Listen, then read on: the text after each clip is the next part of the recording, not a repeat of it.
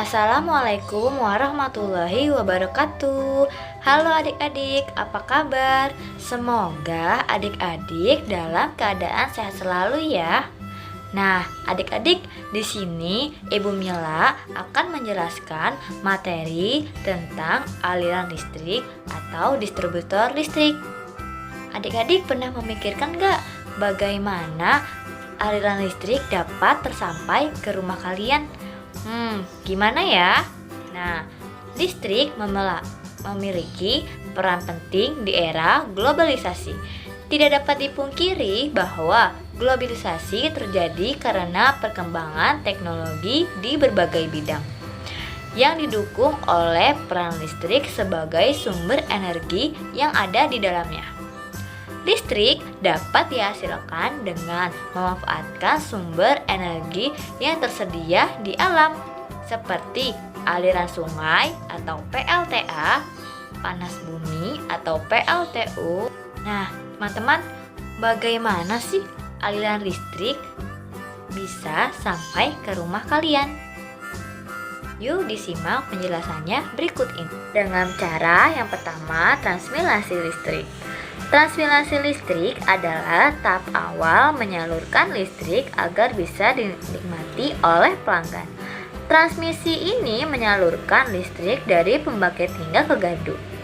Jalur interkoneksi yang digunakan ini dikenal sebagai jaringan transmisi.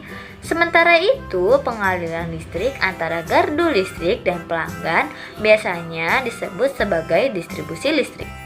Transmisi listrik biasanya dilakukan dalam tegangan tinggi menggunakan kabel terbuka yang disangga dengan tiang transmisi tegangan tinggi dari pembangkit listrik. Biasanya disebut dengan sutet. Sutet adalah saluran udara tegangan ekstra tinggi yang menyalurkan arus listrik dengan tegangan hingga 500 kV atau 500.000 volt. Transmisi dilakukan dengan tegangan tinggi untuk mengurangi fraksi energi yang hilang akibat resistansi. Sementara itu, tegangan rendah kurang dari 33 kV biasanya digunakan untuk distribusi listrik. Distribusi listrik dari gardu ke rumah pelanggan biasanya dilakukan dengan kabel tertutup kecil yang disangga oleh tiang listrik biasa. Di gardu induk transformer atau sering disebut trafo mengurangi voltase listrik ke tingkat yang lebih rendah untuk didistribusikan ke pengguna komersial seperti pabrik, toko, dan residensial atau rumah. Distribusi ini dilakukan dengan kombinasi subtransmisi 33 sampai 132 kV dan distribusi 3,3 sampai 25 kV. Akhirnya, pada titik penggunaan energi diubah menjadi tegangan rendah. Di Indonesia, tegangan akhir yang digunakan adalah 220 volt. Nah, teman-teman, jadi sudah mengerti kan bagaimana proses aliran listrik sampai ke rumah teman-teman?